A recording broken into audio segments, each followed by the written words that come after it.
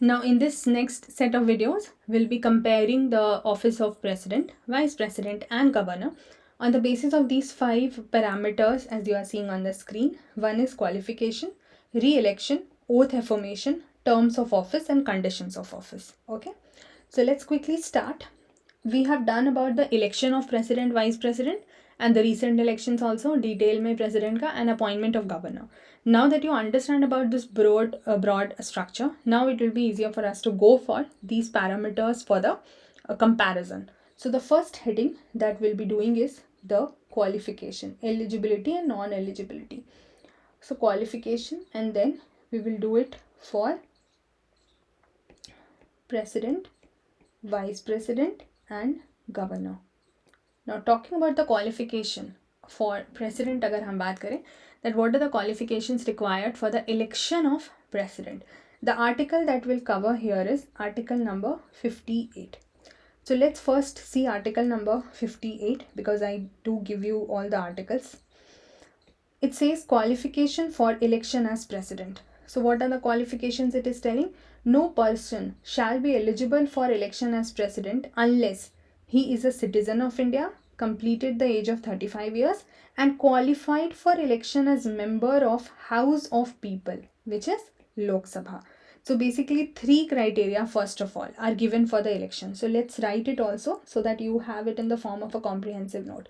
So article 58 clause 1 कहता है that the person should be citizen of India, 35 years age completed, which means either equal to 35 years or greater than 35 years.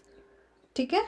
And another is that the person should be qualified for election as a Lok Sabha member. जो Lok Sabha member की criteria होगी qualifications, अब वो क्या criteria है हम देखेंगे जब हम लेजिस्लेचर करेंगे, but for the timing just remember कि जो लोकसभा मेंबर के इलेक्शन की जो क्राइटेरिया होगी वो फुलफिल करना होगा for the person to be elected as a president. That is what eligibility is needing. ठीक है, इन दिस केस अगर हम वही चीज़ वाइस प्रेसिडेंट के केस में बात करते हैं तो हम वापस से जाएंगे. We will go to article number 66 जो हमने प्रीवियस वीडियो में देखा था. We have seen this part that how does the election happen. Now we'll have to see what are the criteria. We'll do all of that. ठीक है, don't worry, जैसे जैसे आते जाएगा वो we will be doing it.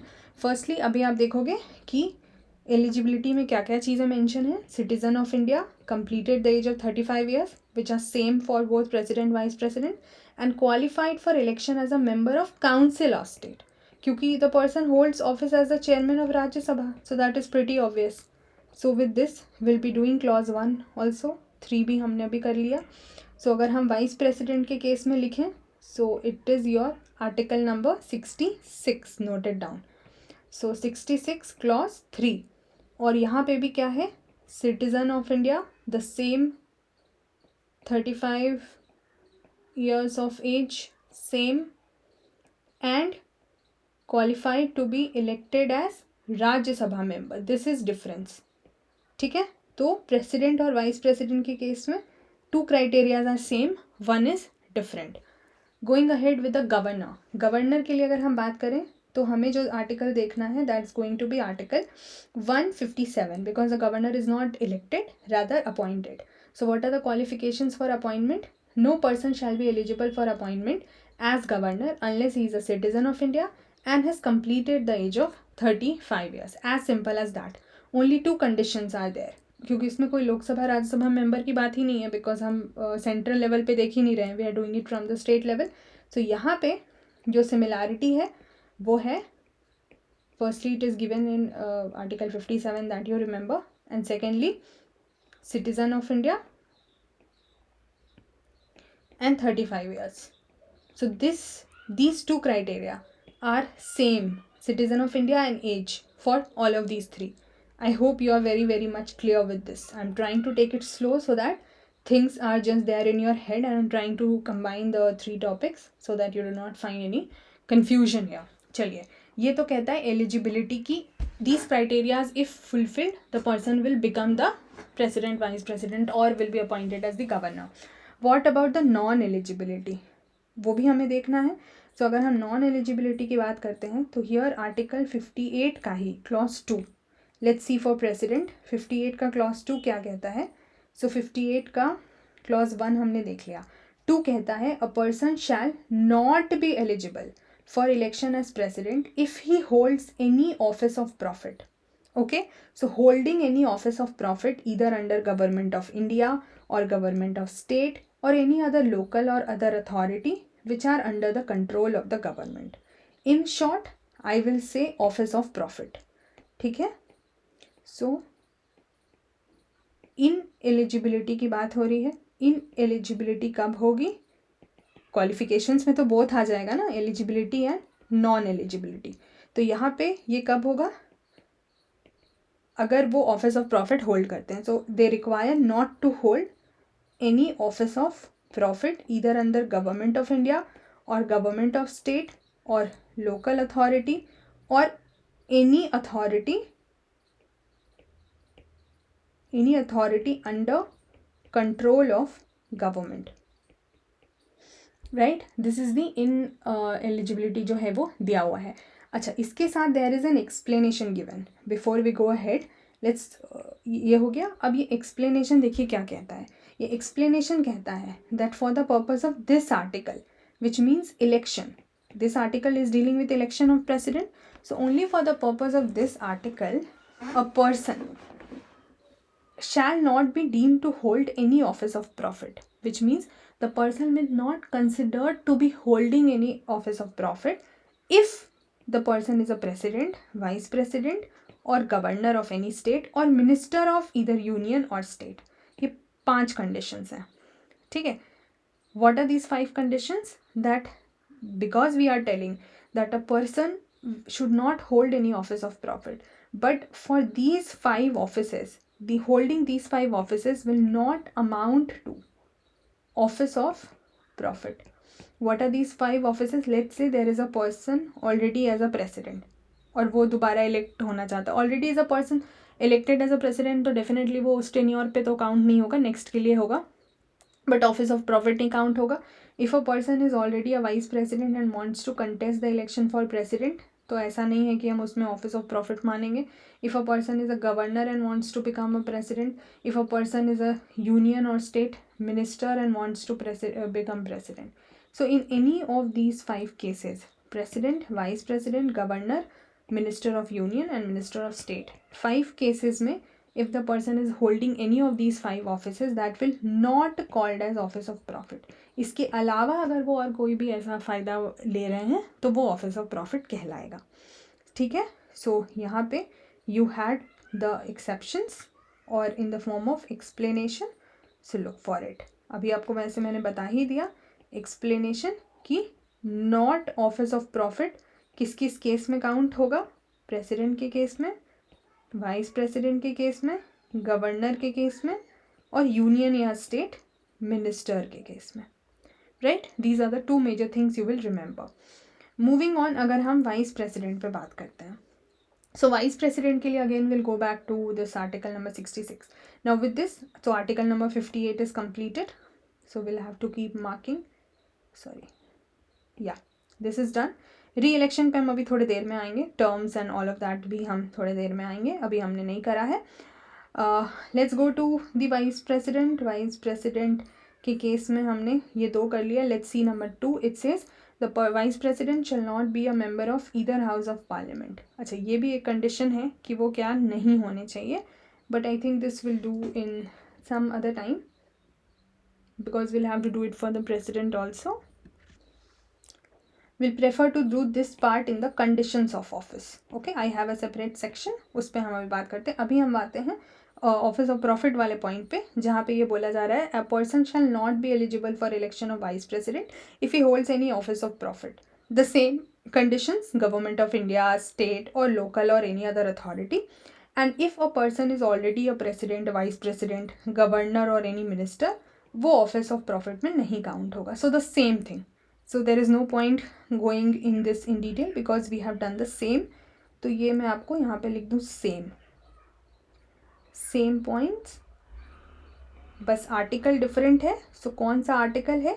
This is your article number 66 and number 4, clause number 4. So article 66(4), that is it. You have to remember.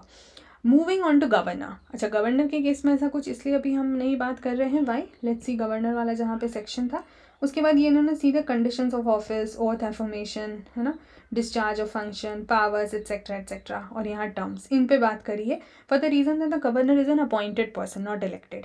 But election of governor में 2 conventions हैं. So I will not keep under the category of ineligibility but just conventions, क्योंकि हमने देखा था that the person is appointed as governor as per the will of the president. अभी हम उस पर आगे भी बात करेंगे. कन्वेंशंस में क्या होता है, मतलब over the period of time there are certain things which are have been happening like as a tradition, you can say. However, there have been instances where they have been violated, but broadly this is what they have been followed. One, that the person will be an outsider, which means from a different state. So a person appointed as governor of one particular state will not belong to that state. Why? Because we wanted to prevent it from the local politics. Okay, and the second, अगर आपको याद हो, हमने appointment of governor वाले issues में इस पर बात करा था, ठीक है, कि सेपरेटिस्ट टेंडेंसीज के चांसेस हो जाते हैं. Another thing was that the president should consult. Again, this is not a mandation thing, this is just a convention which has been followed mostly but broken also at times. So president is expected to consult the chief minister while appointment of governor, so that there is smooth functioning. Because अगर chief minister के party से तो हम नहीं हो सकता है कोई, क्योंकि हम उस हिसाब से तो चल ही नहीं रहे हैं, हम इलेक्ट नहीं कर रहे हैं. But at least if there will be consensus amongst the president and the chief minister in appointing the governor, at least it's a chance that it will result in the smooth functioning of the constitutional machinery of the state, ताकि हम president rule को ज़्यादा से ज़्यादा avoid कर सकें. Okay, so this is the whole idea about the qualification of the president, vice president and governor. So with this, what we are done with is the qualification part, as you can see here. Next we'll do is the re-election part or reappointment in that manner for both of the like president, vice president and the governor. We'll try to see that. So we'll talk about reappointment, or rather re-election for president and vice president, and reappointment for governor. Please always be very focused with the terminologies which are used, election or nomination or appointment, so that things are clear to you. Okay, so let's see this. President, vice president and governor के cases में individually क्या होता है in the case of re-election. How the election and the appointment happens, if they are eligible for re-election or not, that we'll try to see. President के case में the article that we have to cover is article number 57. Let's see 57 में क्या दिया हुआ है. 57 says eligibility for re-election. So it says a person who holds or who has held. So a person who is presently the president or who has been the president shall, subject to the other provisions of this constitution, be eligible for re-election to that office. So in simple terms, this article is already talking about the eligibility for re-election. So यहाँ पे हमें short में सिर्फ यही समझना है कि the person is eligible for re-election as president, and that is given in article 57. Now for how many terms, ये नहीं दिया हुआ है. Like for how many number of terms it can happen, this is not given, but this is just extra information that you should remember, that because there is nothing mentioned and this has been following, that it can happen for any number of terms. A person can become a president for any number of terms in India. ठीक है. However, factual information to be remembered for prelims, that no one except Dr. Rajendra Prasad, even though this criteria is permitted, अभी तक जो condition रही है उसमें सिर्फ Dr. Rajendra Prasad has been the only one who became the president twice. Every other person has just been the president once, if you notice the list. So if I just show you, this is the list which is given in your Lakshmikant book also, वहीं से लिया है. तो आप अगर देखोगे कि doctor Rajendra Prasad 1952 में एंड देन 7 में, ठीक है, तो 5-5 साल का टर्म होता है जो हम अभी थोड़ी देर में करेंगे। सो 2 बार वो प्रेसिडेंट बने हैं। यहाँ पे जो ऑपोजिशन में लोग खड़े हुए थे उनका नाम है, और किसने कितना वोट परसेंटेज सिक्योर करा वो नाम है।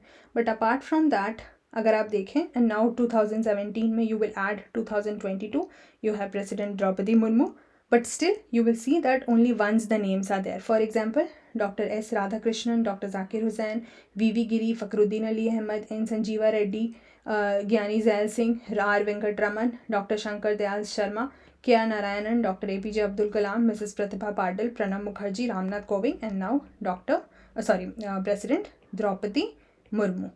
ठीक है, तो सब वंस बने हैं, and doctor Rajendra Prasad is the only one who has become president twice. That's an information that you should remember. यहाँ पे स्लाइट डिफरेंस है यूएस के केस में और इंडिया के केस में.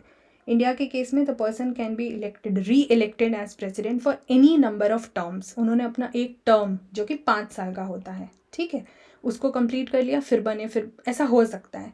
बट यूएस में द री election is allowed only for 2 terms.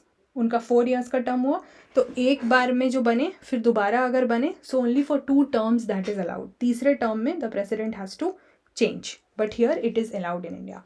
Vice president की अगर हम बात करते हैं री एलिजिबिलिटी की for election, eligibility for reelection, so here what is happening कि एज सच कोई आर्टिकल नहीं है इसके लिए इन द कॉन्स्टिट्यूशन.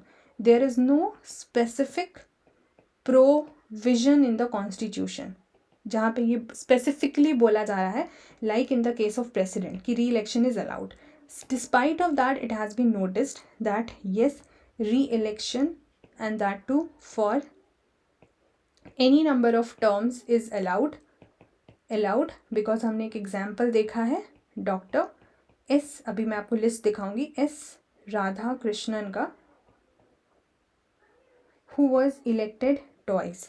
ठीक है, and also because there is no specific article here, but अगर हम आर्टिकल 66 की बात करें which was talking about the election, उससे एक आइडिया लग जाता है that the person can be applied for re-election. ठीक है, 66 जो हमने अभी करा था for the election of vice president, उसी को पढ़ के ये इंटरप्रेट काइंड ऑफ किया गया है कि a sitting person can also become, क्योंकि यहाँ पे ऑफिस ऑफ प्रॉफिट की भी बात की गई है ना, so sitting president can again apply for becoming a vice president. तो ये ऐसी बात यहाँ पर इंटरप्रेट के लिए की जाती है, and it is allowed also क्योंकि ऐसा हो भी चुका है.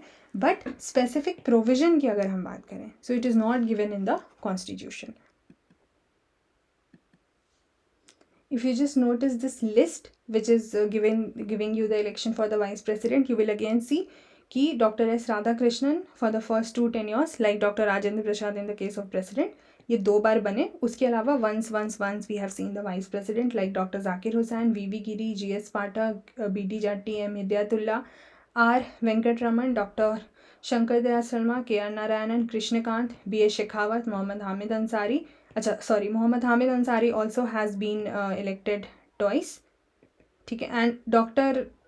S. Radhakrishnan was the first one who was twice elected as vice president. But we have another person also, as you notice here, Mohammad Hamid Ansari, then Venkaiah Naidu, and abhi 16th number पे you have, that is 16th number, but in number of persons it is 14th vice president because 2 people have been elected twice, Mohammad Hamid Ansari and S. Radhakrishnan. Therefore अगर हम serial order में बात करेंगे so it is 16, 22, and what is the name of the person?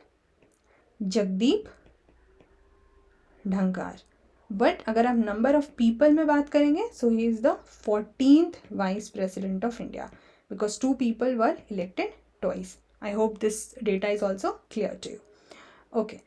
What about the governor? अगर हम governor की बात करते हैं तो गवर्नर के केस में क्या री अपॉइंटमेंट अलाउड है? अगेन यहाँ पे ऐसे there is no specific provision mentioning that, and अभी हम जब देखेंगे टर्म ऑफ ऑफिस तो यू विल अंडरस्टैंड कि बिल्कुल ये प्रेसिडेंट के विल पर होता है और इसीलिए reappointment is definitely permitted and that too any number of times, और the reappointment can happen either in the same state और इन अदर स्टेट्स ऑल्सो. ठीक है, anything can happen in the case of governor.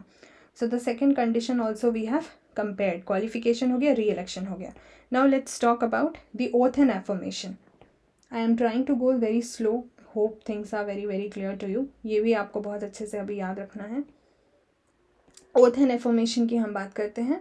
Again will do it for all three, president, vice president and governor. सबसे पहले अगर हम president के oath affirmation की बात करें, so the articles will write it is article number 60. अगर हम वाइस प्रेसिडेंट के ओथ और एफर्मेशन की बात करते हैं, इट इज़ आर्टिकल नंबर 69. और अगर हम गवर्नर के केस में बात करते हैं, so it is article number 159. ठीक है, I give you the readings for these articles also. अब एक चीज़ जो आपको याद रखनी है तीनों के केस में, for all of these three, there is one thing which is same.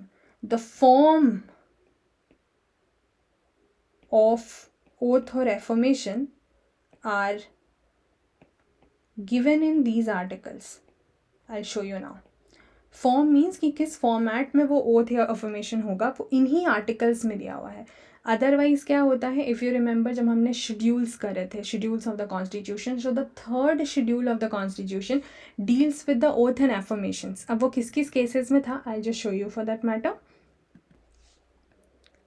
If you notice, this is the third schedule to the constitution which talks about forms of oaths and affirmations, and all the articles that it deals with is also given. So you will notice कि firstly the form of oath for office for the union minister is given. ठीक है, उसका context दिया हुआ है. Then उसी के लिए ministry of union के लिए secrecy भी दी हुई है, but that is like one. उसके अलावा फिर आप देखोगे candidate for election to parliament, ठीक है, member of parliament के लिए. उसके अलावा इफ़ यू विल नोटिस जजेस of the supreme court and controller auditor general दोनों के लिए सेम है. उससे मिनिस्टर ऑफ स्टेट, फिर मिनिस्टर ऑफ स्टेट के लिए सीक्रेसी का, candidate for election to state legislature, member of state legislature, then high court जजेस. इतने फॉर्म्स दिए हैं. And if you notice in none of these forms you would notice कि हमने प्रेसिडेंट, वाइस प्रेसिडेंट या गवर्नर की बात की है. Why? Because it is not given in the third schedule, it is directly given in these articles only which I have given you. Article 60 for president, 69 for vice president, 159 for governor. Let's now look into these articles. और ये जो बात की जा रही है, if you will notice कि ये जब ऑफिस एंटर करते हैं, when they enter the office, ठीक है, तभी उनको ये ओथ लेना होता है. अब हम पहले प्रेसिडेंट के लिए देखेंगे number 60. It says every president and even any person who will be acting as president or any person who will be discharging the functions of president.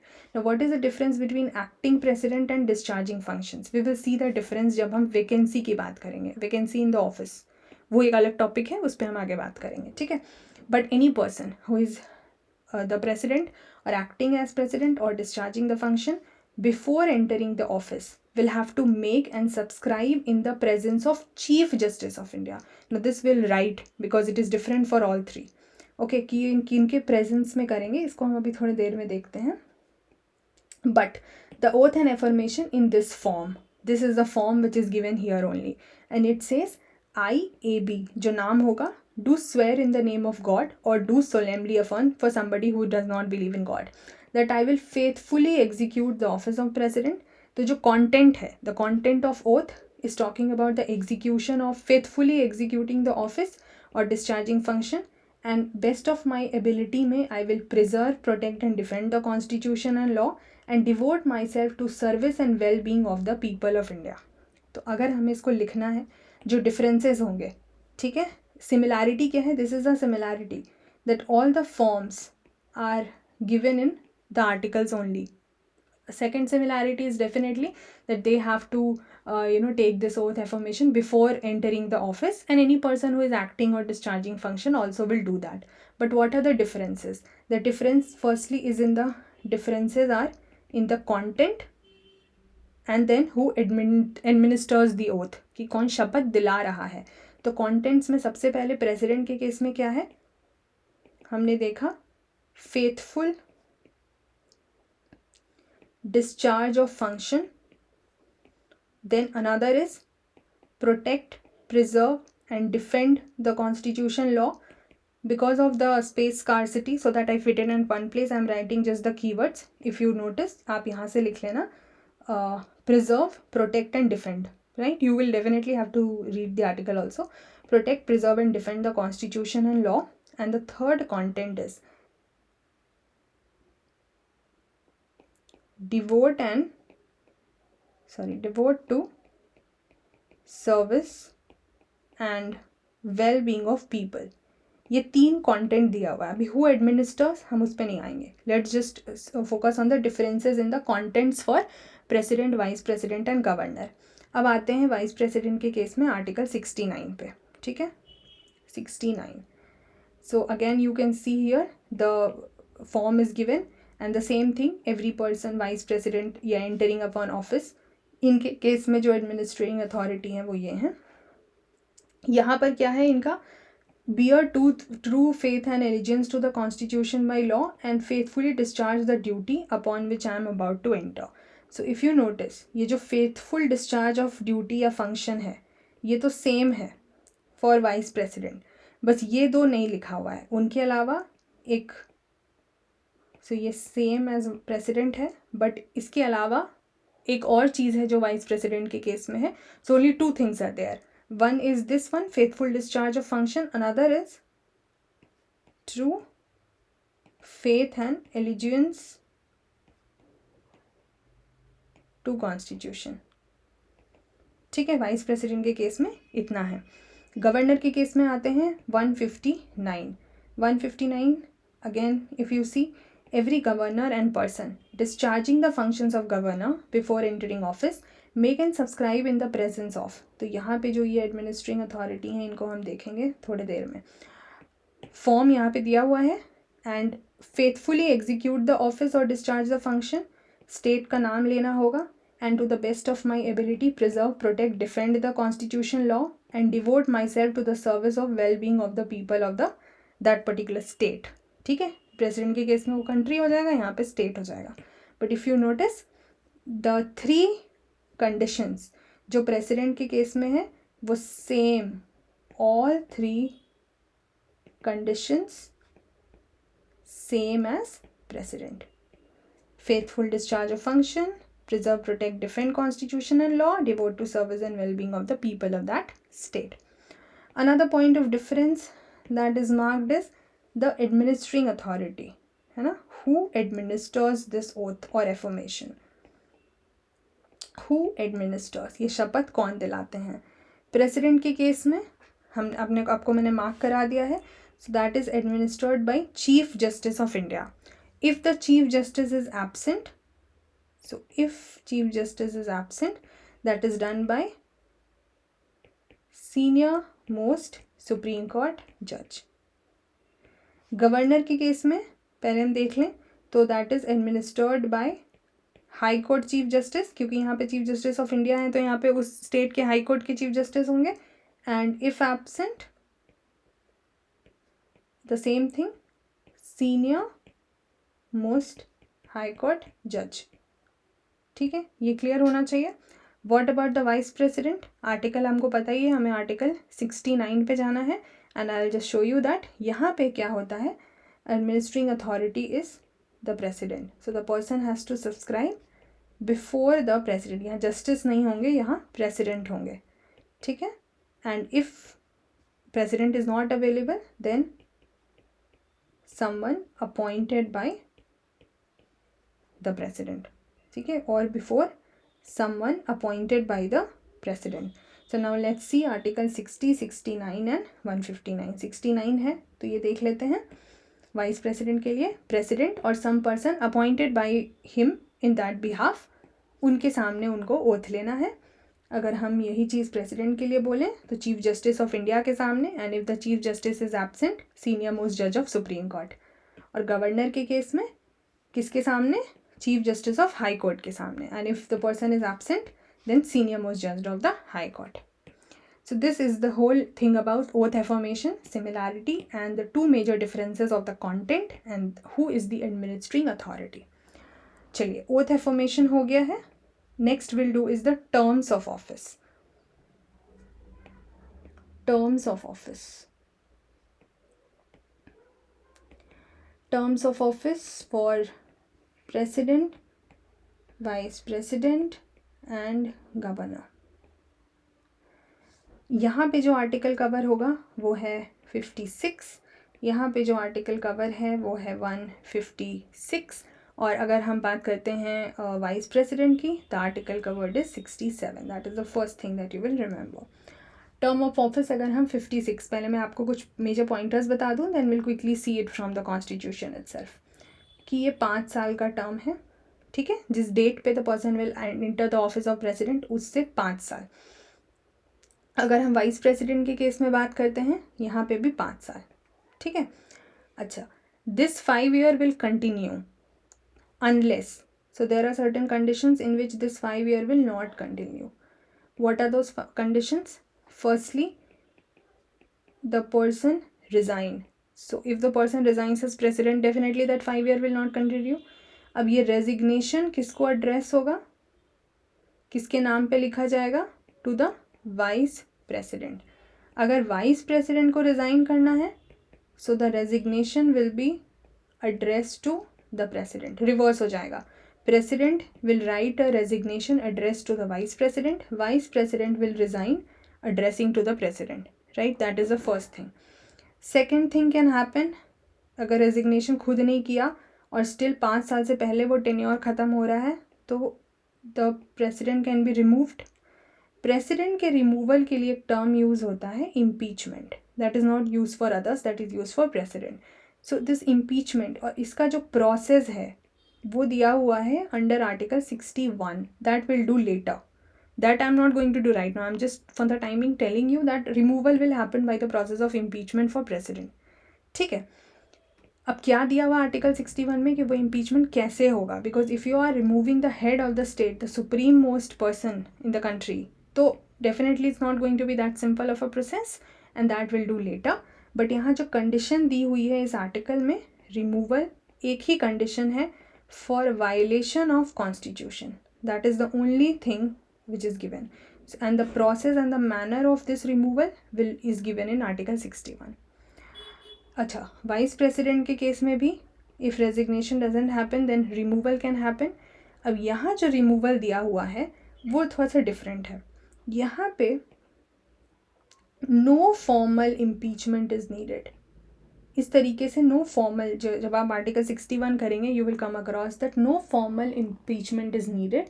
और यहाँ पे जो रिमूवल का प्रोसेस होता है वो किस तरीके से होता है? रिमूवल का प्रोसेस होता है, इसमें प्रोसेस हम बाद में करेंगे, इसके प्रोसेस को हम अभी समझ लेते हैं because it is given in the same article. यहाँ पर जो राज्यसभा होगी उसको एक रिजोल्यूशन पास करना होगा, लाइक एक you can say initiation of telling that we want to remove, because the person is the chairperson of Rajya Sabha, therefore Rajya Sabha से start होगा. ठीक है. so this resolution is introduced in Rajya Sabha and not Lok Sabha. this is what you will remember. अब ये जो resolution राज्य सभा में पास होगा और उसके बाद इस यहाँ जो फाइनलाइजेशन चाहिए होगा that will be effective majority. What is effective majority? I think we will have some problem with the spacing, so let's do this in the next slide so that you have a very clear cut understanding and the distinction also remains the same. Okay, just allow me 2 to 3 minutes and I'll get back to this point so that we do it very clearly. अभी मैं आपको एक broad differences बता दूँ पहले. And the third thing which is common for them is that the person can continue as president even after term over. 5 साल के ख़त्म होने के बाद भी वो कंटिन्यू कर सकते हैं till successor enters office, till the new person. Let's say the condition is very clearly given that the election has to happen before the finishing of the term, that is 5 years. Therefore in this year also you noticed, I think the tenure was about to end on 24th July or something like that, somewhere around that, but the elections happened on 18th July. ठीक है. 24th या 26 कुछ ऐसे के आसपास tenure ख़त्म होना था of the going president, outgoing president. तो the basic condition says that before the term ends for both president and vice president, before the end of 5 year election हो जाना चाहिए. But for some reason, if the election is getting delayed, the person can continue as president and even the person can continue as vice president also till successor enters office. ताकि gap जो है वो ना आए, उसके लिए एक term होता है to avoid इंटरनम. इसका क्या मतलब है कि ऑफिस में वो गैप नहीं होना चाहिए. There should not be the office should not be left vacant in any case in this manner. तो एक जब तक निकलेंगे तब तक दूसरे को ऑलरेडी एंटर कर जाना चाहिए. And for some reason if the person is not entered yet, the earlier person will continue to hold or continue as in the office. That is one criteria that you will remember. Also another thing related to president, ये जो resignation की बात की गई है कि resignation has to be addressed to the president and ये communicate किया जाएगा to the speaker also. Communicated by president to लोक सभा स्पीकर. ये भी दिया हुआ है आर्टिकल 56 के क्लॉज 2 में, जब अभी मैं आपको पढ़ाऊँगी तो I will show that to you. और ये दिस तो is the same which is given. Now we have to see in detail about the removal of vice president and then governor पे हम अभी थोड़ी देर में आएंगे. तो removal of vice president, the manner in which it will happen, it is given in article 67. So it's better we read the article directly. पहले 67 let's do first this only. इसको रीड करके ख़त्म करते हैं. So term of office 5 years, okay, from the day of entering the office. But there are certain conditions where it is given कि ऐसा नहीं होगा. कब कब नहीं होगा? If the president has written that resignation letter to vice president, or the president has been violating the constitution and then got removed from office by impeachment process. The manner is given in 61 which we'll do later. President अगर expiry के पहले भी जो है वो के बाद भी जो है वो कंटिन्यू करना चाहें तो चाहें क्या, the person has to do because it is given in constitution, shall continue to hold in office. तो चाहे नहीं है, actually the person has to till the successor enter office and any such resignation has to be communicated to the speaker also. ठीक है. सो इसके सारे pointers हमने कर लिए. अब हम देखेंगे 67, क्योंकि हमें रिमूवल ऑफ वाइस प्रेसिडेंट का मैनर समझना है. सो द वाइस प्रेसिडेंट हमने देखा, ठीक है, 5 साल के लिए ऑफिस होंगे. ठीक है. रेजिग्नेशन जो होगा प्रेसिडेंट के लिए होगा. रिमूवल कैसे होगा ये हम अभी देखेंगे. And till the expiration of term can continue in the office till new successor comes. अब ये जो रेजोल्यूशन की बात की जा रही है, firstly you have to remember that this resolution will be initiated only in Council of States. So the first point you will remember that the resolution of removal is introduced only in Rajya Sabha, not in Lok Sabha. Okay? और यहाँ पे जब ये राज्य सभा में जाएगा तो इसको पास होना होगा by effective majority. Now when we were doing the different kinds of majority in the initial sessions, I have talked about it, so I would assume that you know this. ठीक है. But just remember effective majority क्या है? It is just a type of special majority. ये कोई category नहीं है like simple और special, it is just a type of special majority. और यहाँ पर क्या majority लगनी है? यहाँ पे इन्होंने नहीं दिया हुआ, यहाँ पे इन्होंने दिया हुआ है passed by majority of all the then members of the council, which means effective majority here is about majority of the then members. उस समय members जितने present हैं उनकी majority यहाँ पे लगेगी. पर क्या लोकसभा का कोई रोल नहीं है? नो, ऐसा नहीं है. लोकसभा में रोल है, but the only thing is कि this resolution of removal will not be introduced. लेकिन एक बार राज्यसभा से इस इफेक्टिव मेजॉरिटी से पास हो गया, देन लोकसभा में it needs to be agreed. यहाँ देखिए दिया हुआ है कॉन्स्टिट्यूशन में that it has to be agreed by house of people. House of people means Lok Sabha. तो अग्रीड मीन्स यहाँ पर ये सिंपल मेजॉरिटी है. सो लोकसभा में इफेक्टिव मेजॉरिटी एंड राज्यसभा में इफेक्टिव मेजॉरिटी एंड लोकसभा में सिंपल मेजॉरिटी, तब जाके ये रिमूवल अलाउ होगा. अब ये जब हो गया, so you have to remember that at least 14 days का नोटिस गिवन होना चाहिए वाइस प्रेसिडेंट को. They should have informed the vice president in advance with giving a 14-day notice कि हम ऐसा कोई रेजोल्यूशन मूव कर रहे हैं. This same condition is also for president, जो हम आर्टिकल 61 में देखेंगे. अभी नहीं, because that slight lengthy process. If I just show you, see, procedure for impeachment.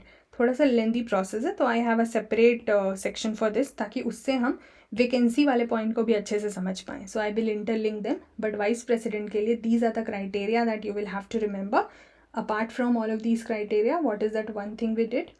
40 at least 14 day advance notice जाना चाहिए टू द वाइस प्रेसिडेंट को. Okay, quickly seeing now for governor, article 156. So अगर हम 156 देखें तो यहाँ पे है that the governor shall hold office during the pleasure of president, which means president जब तक चाहे गवर्नर किसी स्टेट के रह सकते हैं और वो उनको कभी भी हटा सकते हैं. गवर्नर को अगर रिज़ाइन करना है तो उनको भी प्रेसिडेंट को एड्रेस करना होगा. But in the another clause it is also given कि अगर प्रेसिडेंट, लेट्स से अगर ये वाला क्लॉज नहीं वर्क कर रहा है कि प्रेसिडेंट उनको ऐसे बीच में कहीं हटा रहे हैं, तो एक जो जनरल टेन्योर होगा वो 5 years का होगा. Okay, and provided that the governor shall not withstanding the expiration continue in office till the successor comes. So basically बाकी चीज़ें सेम ही है, बस एक डिफरेंस है. So we'll just quickly have a look at it. Firstly, pleasure of president. तो वो पहले भी 5 year के पहले भी हटा सकते हैं. इन जनरल टर्म्स जो है वो 5 year का होगा, क्योंकि आपको कभी तो एक टर्म एक्सपायरी रखनी होगी ना, तो दैट इज़ 5 year. बट उसके पहले भी अगर चाहें तो वो प्रेसिडेंट हटा सकते हैं. And resignation will be address to president. ठीक है, and continue in office till the successor comes. So this is all about the term of office. Now one point is left. This video is slightly going lengthier, but I hope you will manage because we are covering a lot many important points, and prelims ke liye this is highly important class. Conditions of office. So we'll just quickly try to finish this up also.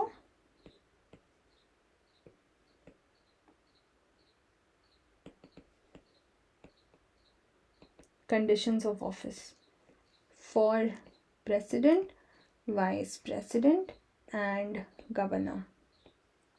अब हमें अगर condition समझनी है, so different articles are given.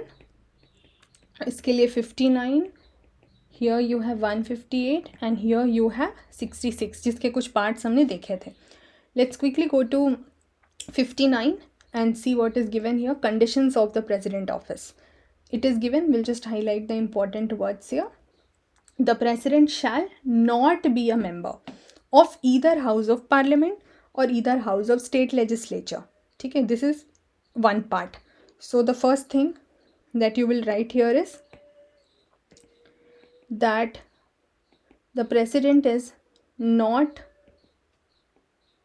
an MP or MLA or MLC, because the president cannot be a member of either house of parliament or either house of state legislature, which means this only, MP, MLA and MLC. ठीक है. Another thing it says, if let's say the person is a member, ऐसे तो होना नहीं चाहिए, but अगर हैं, so if a member of either house of parliament or legislature is elected as president, अगर कोई ऐसे person को elect कर लिया गया, he shall be deemed to have vacated his seat in that house on the day in which he enters upon the office as president. क्या बोलना जा रहा है? ऐसे तो the person will not be an member of parliament और legislature, state legislature, if a member is elected. So if a member of either parliament or state legislature becomes a president, elects as president, तो उनको ये वाले office को vacate करना होगा. ठीक है, the day he will enter as president, उनको इस मेंबरशिप को वेकेट करना होगा, इस सीट को वेकेट करना होगा. ठीक है, because the person cannot hold dual office. That is as simple as that.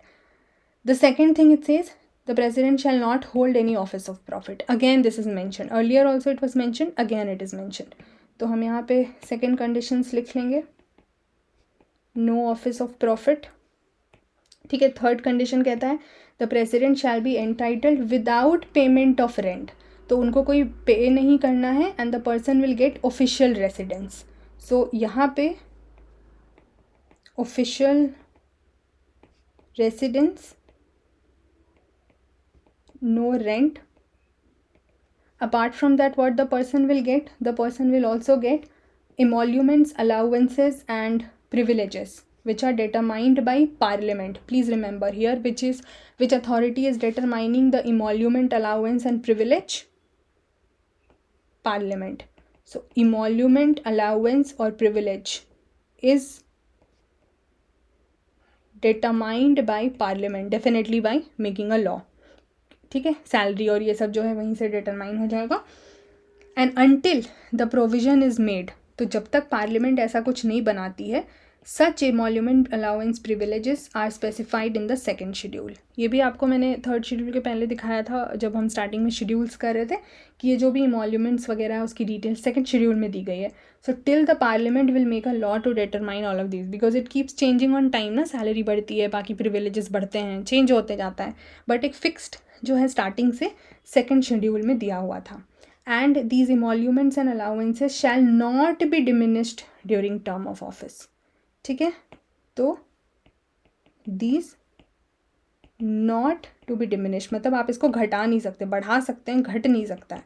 not to be diminished during term of office, जब तक वो ऑफिस में हैं, 5 साल जैसे टर्म है अगर ऑफिस में हैं तो वो घट नहीं सकता है. ठीक है, दिस इज़ फॉर प्रेसिडेंट. यही चीज़ अगर हम वाइस प्रेसिडेंट के केस में देखें, आर्टिकल 66 पे हम वापस जाते हैं. So we are done with this also. ठीक है, this is also done, this is also done. Okay, good number of articles we have covered. If you notice here all of this is done. चलिए 66 पे आते हैं. ये वाला था that the vice president also shall not be member of either house of parliament or state legislature, and if they become a member and elected as vice president, उनको vacate करना होगा. द सेम थिंग, तो हम इसमें कोई और tension नहीं लेंगे. The same provision is applied here. तो अगर मैं आपको बोलूँ ये वाला जो है this is same here also. ठीक है, और ये कहाँ दिया हुआ है? आर्टिकल 66 के क्लॉज 2 में दिया हुआ है. उसके अलावा अगर आप देखें तो ऑफिस ऑफ प्रॉफिट वाली जो बात है वो यहाँ पे भी मेंशन थी. डेफिनेटली वो यहाँ पे भी अप्लाई हो जाएगी. ठीक है, कि ऑफिस ऑफ प्रॉफिट जो है वो होल्ड नहीं कर सकते हैं. एंड किसी भी तरीके का जो मतलब 3-4 ऑफिस, 5 ऑफिस बेसिकली, ये वाला जो है 5 ऑफिस को छोड़ के ऑफिस ऑफ प्रॉफिट की और कहीं पर बात जो है वो नहीं हो रही है. उसके अलावा जो एमोल्यूमेंट्स और ये सब आ जाएगा वो एक राज्यसभा चेयरमैन की तरह होती है. तो वो आपको पता चल जाएगा जब हम करेंगे when the vice president acts as president, और उस कंडीशंस में क्या क्या चीज़ें जो हैं वो फुलफ़िल होती है. We will see that. So you will see. Term हमने कर ही लिया था. So I think we can mark this also and this also to be done, to be completed. ये जो डिस्चार्ज वाला होगा वो हम तब करेंगे तो आपको ये एमोल्यूमेंट अलाउंसेस और उसकी बात आ जाएगी. I think this is all that is needed to be done here. Okay, now moving on to, तो इसमें सेम है. अब गवर्नर के केस में आते हैं. गवर्नर के केस में क्या है? आर्टिकल 158 क्या कहता है? It says the governor also shall not be a member of either house of parliament और लेजिस्लेचर, जैसे फर्स्ट शेड्यूल में दिया हुआ है. And if they become a member, उनको सीट वेकेट करना होगा. The same thing. ठीक है. Next, office of profit, same thing as president. Next same thing, उनको रेंट नहीं देना है, उनको ऑफिशियल रेसिडेंस मिलेगा, बाकी सारी चीज़ें मिलेंगी.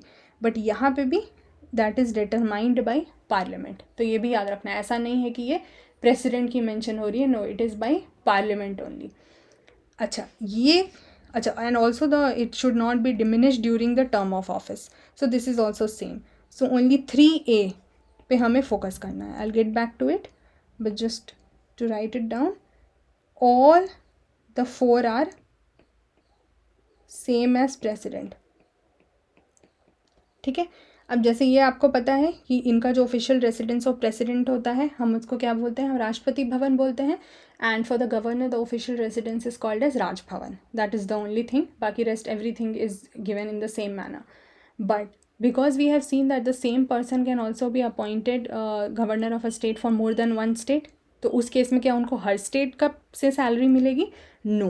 What happens in that case, वही यहाँ पे दिया हुआ है that if the same person is appointed as governor of 2 or more states, then the emoluments and allowances will be payable and it will be allocated among the states in proportion determined by the president.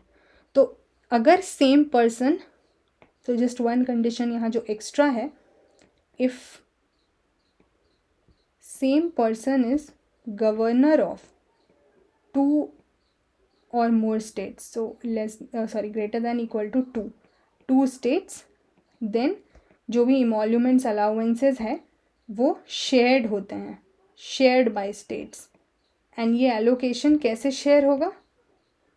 Allocation is decided or determined by not the parliament but the president. Please note here, it is done in proportion as the president by order determine. President will release an order and determine in what proportion the emoluments, allowances etc. will be divided amongst the states to pay.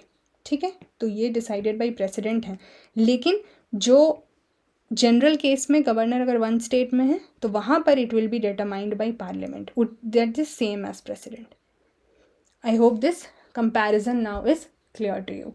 So we are done with the conditions of office, we are done with the terms of office, oath affirmation and re-election and qualification. काफ़ी detail में मैंने आपको ये सारी चीज़ें तीनों offices को combine करके बता दी. It took 50-51 minutes, but I hope that is of use to you. So I'll see you guys in the next video with the continuing topic. Thank you so much. Take care till then. Bye bye.